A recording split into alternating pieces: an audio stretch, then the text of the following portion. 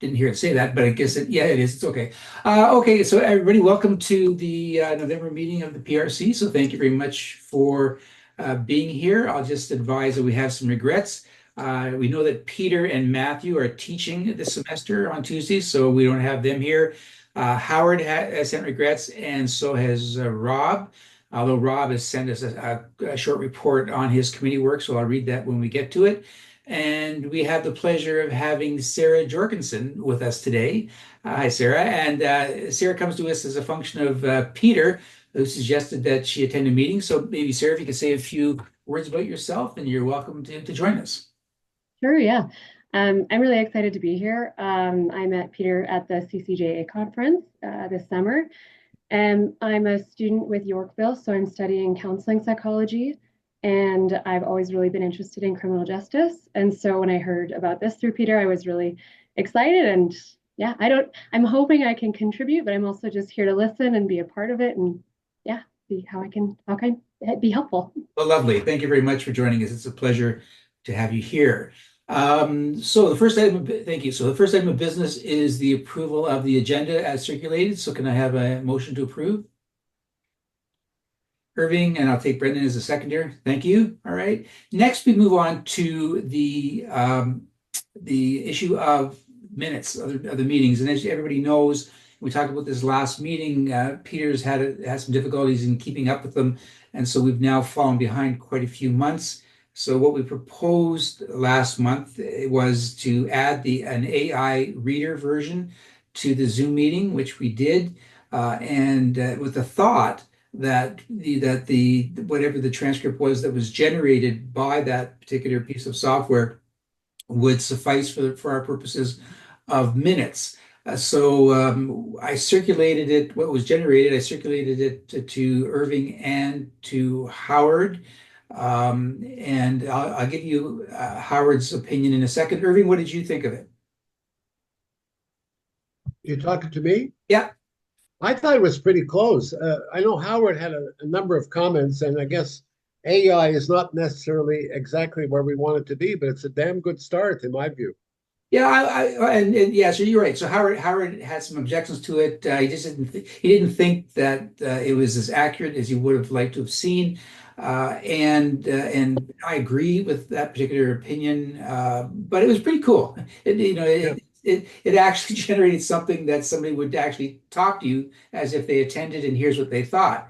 So from that perspective, it was okay. So going forward, we just need to decide whether we want to, and I can't even turn this thing off on the Zoom meetings now. So it'll keep generating it, so we can. It's up to the group. I can either do one of two things. I can send the what AI generates to everybody in lieu of minutes, or I could continue publishing a YouTube video of our meetings, which I've done since I've been the chair, and I think I'll continue doing that. And that could either be in lieu of the minutes, and or we can have both of them in lieu of minutes. So what do you guys think? I would go with both. That's just my opinion. If you read the AI minutes and there's some questions about some of the elements or some of the topics or whatever, you can always flip to the video, right? Exactly. But if Yeah. you're short on time, then you've got the meeting minutes. So it's a no-lose situation. Yeah, I agree. It's that's right. If we have both of them, then there's a way to correct them if you have any issues, and obviously they go out pretty instantaneously after the meeting. At least I, Right. I upload it to YouTube and get it out quickly. All right, so let's try that, and certainly for this meeting, and then we'll revisit it once more next month to see if everybody's satisfied with that as a way to go forward for the minutes, because clearly what's happening is, and certainly since Peter's been away, and we used to foist this on Brendan from time to time, it's a lot of work to write up the minutes. And if you can have a verbatim and or an artificially intelligence verbatim of the meeting, then that's as close as we're going to get to having a good recording of what went on. So let's work with that. Okay, let's move on then to news and announcements. So there isn't any news and announcements of any note for this month that took place since our last meeting. So that takes us to business arising. And so we have the committee work. Again, Howard is away, so we're not going to get the Commons, Justice, and Human Rights report. And as I indicated, I do have Rob's report for the public safety and national security. So I'll just read into the record what Rob has sent me. He says, as for SecU, my report is as follows. SecU held 6 meetings since our previous PRC, and its work pertained mainly to national security issues. All 6 meetings focused on either 1, Russian interference and disinformation campaigns in Canada, or 2, electoral interference and criminal activities in Canada by agents of the government of India. Brief portions of 2 of those meetings were devoted to SecU's study of the growing problem of car theft in Canada, but no evidence was posted on the SecU website. They seem to have resumed consideration of their draft report on that topic. All right, so that's what we have from Rob. If we have any questions for him, and I presume he'll be here in our December meeting, we can ask him about those and his report that he gives at that time. All right, moving on to the Senate, so Legal and Constitutional Affairs. Brendan, you're up. All right, yeah. So as you all know, I was absent last meeting, so I didn't get to give an update to you all. So I figured I'd just sort of put my the 2 updates together for so essentially since about mid-September. So since mid-September, the Standing Senate Committee on Legal and Constitutional Affairs met 14 times. So they met on a variety of bills. Sorry, I should say the committee has met 14 times since our last PRC, and I know at the moment they have 2 more meetings on the list for I think next week to discuss Bill C-40. But in those 14 meetings, they actually discussed a number of bills. I'll try to go through some of the smaller ones a little more quickly before ending off on C-40, which is really the main bill that they've been looking at and one that I think will generate a little more conversation here. So one of those meetings was held on Bill C-321, which is an act to amend the criminal code, specifically assaults against persons who provide health services and first responders. The bill seeks to add basically an aggravating factor to the criminal code. Essentially, if somebody is assaulted who is in the course of their duties, like providing health services or as a first responder. Interestingly, they want to put it under the assault section, not under the aggravating factors in sentencing, so not under section like 718, not under the sentencing principles section, but specifically under the assaults. They had some witnesses from the Ontario Nurse Association, some MPs, and also somebody from I think it's the Canadian Association of Firefighters. They were in favor of the bill. Some of the senators were kind of asking them some more technical questions. Basically, it's something that we see frequently. Do we really need to add more things like this in the criminal code? Is it duplicative? Is it necessary? The witnesses sort of responded that that's the actual legislative part of it is maybe a little bit beyond their expertise, but that they've seen an increase in assaults and assaults and other violent behavior towards them over the past few years. Notably, one senator, which I was kind of happy about this, noted that I think under Section 718, there's already provisions for like an aggravating factor at sentencing for those who commit an offense against somebody in the course of performing healthcare duties. That clause doesn't explicitly include first responders because it's more about providing health services. So that's maybe a little bit of a differentiator in this bill. But anyway, it's just been one meeting so far, and but I think it's kind of interesting because again, it's touching on the whole issue of adding aggravating factors to the criminal code, potentially complicating it more when it may or may not be necessary. The committee met one more time on Bill S-230, which is Kim Pate's bill to amend the Corrections and Conditional Release Act. It was accepted without amendment by the committee. Some observations were made about budgetary issues, but it was accepted without amendment. Third reading has begun in the Senate, but that's where it stands. There were 4 meetings on Bill S-256, which is an act to amend the Canada Post Corporation Act. It's on seizure. They went through clause by clause and they reported to Senate, but third reading has not yet begun. It's kind of interesting, this bill, insofar as it deals with search and seizure of mail under the criminal code and under the CDSA. We've discussed this bill, I think, like in the spring and summer, so I don't want to readdress it right now, but we can always address that. More people have specific questions about it. Another bill is Bill S-250. One meeting was held to discuss this bill. It was to amend the criminal code to create an offense for forced sterilization procedures. This was primarily in response to forced sterilizations that were done on Indigenous women first, primarily without their consent or without their knowledge. The bill went through clause by clause and it was amended in clause by clause to simplify it greatly. I admit I had some fears that the original language would accidentally potentially criminalize life-saving efforts of doctors in certain procedures. And in fact, that's what some of the witnesses stated, that the way it was worded could accidentally catch doctors who were simply attempting to save a life, but that may end up in a sterilization.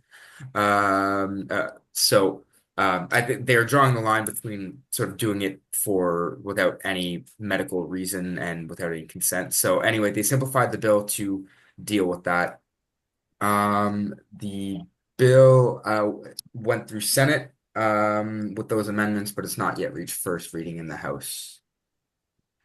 There's Bill C-291, another one. I'm sorry, I know there was a lot of bills that went through. It was Bill C-291, so it's an act to amend the criminal code and make consequential amendments to other acts, specifically on child sex abuse and exploitation materials. It's a pretty straightforward bill. It actually received royal assent on October 10th, but the gist of the bill is that it was changing wording in the criminal code from child pornography to child sexual abuse and exploitation material. So nothing especially contradictory. It was more of at least, sorry, in my mind, not super controversial, I should say. It was just a wording change. Now to probably the more interesting bill on that the committee has been reviewing. It was Bill C-40, which is the Miscarriage of Justice Review Commission Act, which, Miles, I know you're probably quite familiar with. 6 meetings were held on this bill. Like I said, another 2 are planned to begin November 21st. I think they're planning to proceed to clause by clause shortly. There were a great many witnesses, actually. There are several ministers of, the Minister of Justice, previous ministers of justice, including David Lametti and Kim Campbell. There were several high-profile wrongfully accused persons. There were legal professionals, law professors, member of the Bar Association. Kent Roach was there. Miles, I saw that you actually testified as well. Native Women's Association of Canada, the Canadian Association of Black Lawyers, the Indigenous Bar Association, staff from international criminal case review agencies like from Scotland, I think England and the USA, if I'm not mistaken. The ombudsperson for the victims of crime, and other victims groups were there, as well as Canadian chiefs of police. So in my estimation, it's been a pretty varied list of witnesses and pretty wide ranging. In terms of what was said, from what I gathered of it all, sorry, my notes just disappeared. Just bear with me for one quick second.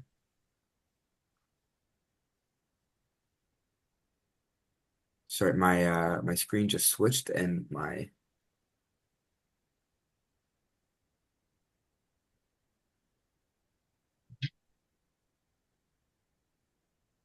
where did that go?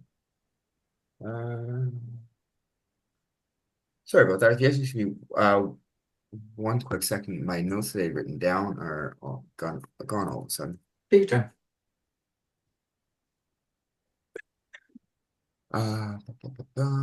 Here we go. There we go. Sorry about that. So, it seems so far that most people are generally supportive of this bill. I know that the Minister of Justice said he strongly supports getting this bill through. I know we're kind of running out of time in session, so I know that there is it seems like there's some desire to get this moving. Generally, on the whole, I'd say there's support from this bill from the variety of witnesses. There were a few concerns about, for example, delay in the criminal courts and proper resourcing for this commission. There's thoughts that there's a bit of uncertainty as to how much usage it would receive. The stats that were presented at least suggest that the system is severely underused. But other international examples seem to suggest that the workload is manageable in addressing these requests for review by this potential commission. Victims groups I noted were a little concerned about potential re-victimization of re-victimization of victims going through this process, and witnesses stressed that there should be proper support for victims available should the offender seek review. Of course, the idea being there might be some people who seek review that are factually guilty, and even if they're not, the issue stands.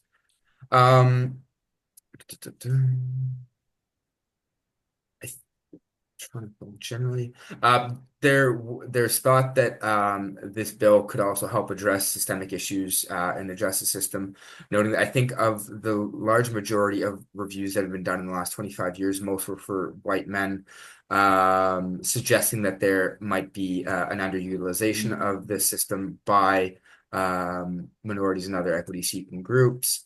And therefore, the commission might help alleviate some of those systemic issues in the justice system. I think there were also some calls about members of the commission being from various backgrounds, different national ethnicities or nationalities and whatnot, to help again address systemic issues, systemic racism in the criminal justice system. I don't know if I will go much further. I don't want to monopolize the time too much, but generally there seems to be support for the bill with some concerns about re-victimization of victims and with causing further delays in the criminal justice system. Notwithstanding those concerns, I think there's a general desire to have this bill pass. Miles, I imagine that you probably have an even better experience with this bill than I do. I don't know if there's anything you want to add that you think I'm Well, sure I've missed something, but not actually, you didn't, Brendan. Great job. You did cover the mainstay of the testimony before the committee. But you're quite right, and a lot of the attention was on your last point that the bill itself, C40, doesn't basically require there be membership on the future commission, which is anywhere from 7 to 9 members. It doesn't require that there be inclusion of Black, Indigenous, or other marginalized people on the commission. And there's a lot of people who basically said that that really should be mandatory, that representation is built into the system. And so, there was a lot of that. I appeared to put forward the position of the CCGA, which was the same position I put forward to the Commons Committee last year, which basically deals with we support the bill, but we see that an element of compensation should be included in it, so that not only when somebody's exonerated do they obviously get out of prison, but they should also have some kind of founding basis to get to rebuild a life. So that was our position. I can tell you that I had a nice conversation with Kim Pate after the meeting, and she wanted me to, thank me on behalf of the CCGA and the work that we do. So that was nice to hear from Senator Pate, and we do a lot of work that involves what she does in the Senate. And along those lines, Brendan, I just had a question for you because you mentioned Kim Pate's bill. So she sponsors the Senate, and you referred to this S230. yeah. Oh, And did I get that's that wrong? no, well, there's the one bill that we focus on with Kim Pate's work, and we've done this over the iteration of her bill 3 or 4 times is S-212, which deals with the spent conviction regime, right? And we've actually submitted a brief on behalf of CCGA to the Senate committee. So I'm just double checking, was it 212 that she talked about, or 230 is a bill basically deals with providing alternatives to isolation and ensuring oversight in the correction system, which is Tanya's law. Is that what they talked about as opposed to the spent convictions? Yes, it's 230. It's not the spent convictions Okay, bill. right, good. Yeah. Yeah. But anyway, having said that, she was quite gracious in thanking the CGA for the work that we do. So that's nice to hear. Yeah, but apart from that, I don't have anything else to say about Bill C-40 other than what you started the conversation on is that time is running and the clock is ticking, and almost everybody basically said, look, what we need to do is get this bill passed, even if it's passed without any amendments, at least get it passed, get it underway, and then over the course of time, amendments can be made to include the things that everybody was asking for to be included now. Because Yeah. the last thing that anybody wants to happen is that they send it back to the Commons with whatever the amendments they propose, and the comments takes so long to in fact review it and get it back for third reading that it's going to fail, and when the writs drop for the next election, and everybody is pretty concerned about that. So certainly our position and that of Innocence Canada, James Lockyer, is that for God's sakes, pass this bill. It's Yeah. been in the works for 30 years. Pass it. Now's the time, because if it doesn't get passed and they leave it to the next government, if the next government is going to be conservative, which seems to be the case, this bill will never see the light of day again. That's just not something that the conservatives have an interest in doing. So anyway, that's what we're hoping for. And next week, there are the 20th and 21st of November, there are two more hearing dates.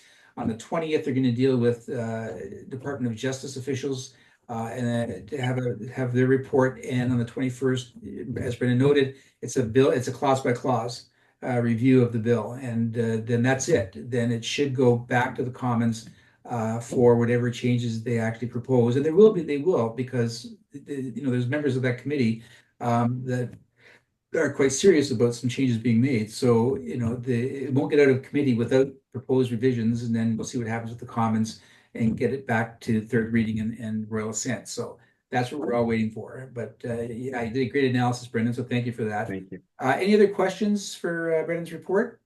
Actually, Miles, I might have two more thing or one thing Good. to add, and maybe one question for you. First, just to continue on the idea of like time running out in the Senate, or just with this government potentially. I noticed like some of the wording I saw from the Minister of Justice was very similar to the wording that I saw for if you recall, I was tracking Bill C-20 quite closely, which was a bill to create the new oversight agency for the CBSA, which affects me in my work. And that was kind of the thing. I was like, please don't suggest any amendments, because otherwise this is likely going to fail. And that's indeed what the Senate did. They appended some observations and saying, like, you know what, like though there might be some things we'd like to change, let's just pass it. So. And that is indeed what happened, and we just received royal assent, I think, on Halloween. So I'm fingers crossed the same strategy can be used for C-40. But a quick question about C-40 itself. It's something I didn't see in C-40, but I'm curious if this is something that might be useful. So again, contrasting it to C-20, there's with it's oversight of the CBSA and the RCMP. So we have a mandate to do research studies into issues affecting like policing or et cetera. From what I read of C-40, there doesn't necessarily appear to be much of a research mandate. It seems almost like it's specifically like a review by legal by people with legal training to say to send back to send the case for review by the courts. It doesn't appear there's much on the research side. Am I correct in that, or? No, not quite. There is a provision that allows for reports to be generated in public education Mhm. taken by the committee, by the commission, right? So Okay. that is in there, and I actually talked about that very briefly when I was asked that question by one of the senators, when I was Okay. here at the end of October. So yeah, there is that element. And so, but to your first point, I hope you're right. I mean, if the Senate passes it as is with the observations on future changes, that'd be great. Because any delay in the Commons is a very precarious prospect. So Yeah. we're just everybody's crossing their fingers, and off we go. Crossing everything. Yeah. Any other questions for Brendan and his or comments on his report, which is as usual excellent. Thank you. Good. Okay, and that leaves us with the last standing committee on human rights, and that's There have been 3 meetings of the Senate Human Rights Committee since our last PRC meeting. The committee is now focused on a new topic, aging out of foster care. The committee's work is examining the rights and vulnerabilities of children and youth in foster care, the challenges of aging out of care, best practices in the provinces and territories, and the appropriate role of the federal government. Aging out, as you may know, refers to exiting from the child welfare system due to legislated age cutoffs, often age 18 or 19. Over the 3 meetings, the committee's heard from 15 witnesses, and these are mainly child welfare experts and child and youth advocates. According to one witness, youth in care are more likely to end up in the criminal justice system at 36% than to graduate from high school, which is at 26%. They also, according to this witness, have a 1 in 6 chance of being detained or sentenced to custody compared to a 1 in 50 chance for their peers. And lastly, a suggested role for the federal government is to participate with the provinces and territories in the development of, first of all, national standards regarding aging out of care, and secondly, the development of a national database related to this topic. That's it. Oh, all right. Thank you, Dick. Any questions or comments for Dick's report? All right, thank you very much. So that's the end of the parliamentary committees. And there's no other business arising, so that takes us to the government bills and the Senate. So I'll just so as we start from the top, Bill C-20, as Brenda mentioned, it received royal assent on October 31st, so it did take place on Halloween, and that's the act to establish Public Complaints and Review Commission for the RCMP. Anybody else? Just Brendan? Sorry, say that one more time. Review of the RCMP. Anybody else? And the CBSA. Oh, CBSA. Okay. So now people will be able to complain about them both. So yeah, Canada Border Services as well. So very good. Thank you. And Bill C-40, as we've discussed at length now, it's in committee. Hopefully moving on to third reading and royal assent sooner rather than later. The only other government bill this is private members bill, C-291. Which is to amend the criminal code regarding child sexual abuse material, which basically replaces the term child pornography with child sexual abuse material. So that's what the bill is about. And it's had third reading and royal assent actually on October the 10th. So it is now the law. And let me just see in the Commons. I don't think we had any other changes of note. And in the Senate, there are no public bills in the Senate before us that are of relevance to us. I mentioned Bill S-12. And this is for Sarah's purposes. So, every once in a while we have issues that we decide as a group to prepare briefs. And that's what policy review is all about. And then the briefs go to our board of directors, the CCGA, and then they're submitted if they're approved. So, at this stage of the game, our current bills in the process of being reviewed are Bill C-40, which we talked about, and Bill S-12. And S-12 is a private member's bill put forward by Senator Kim Pate, who again is a good friend of the CCGA.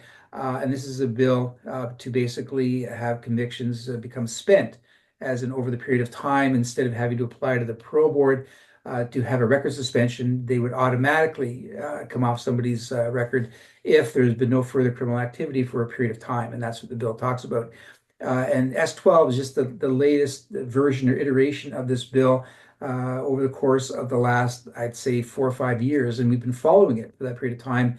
And each time, when Parliament basically, falls or the writ drops, which kills all the outstanding bills, then what Senator Pate does comes back with a new one with whatever changes she thinks are appropriate in the next Parliament. So we've seen, quite a number of these, and we've provided briefs for everyone that's come up, and so S12 is the most latest one.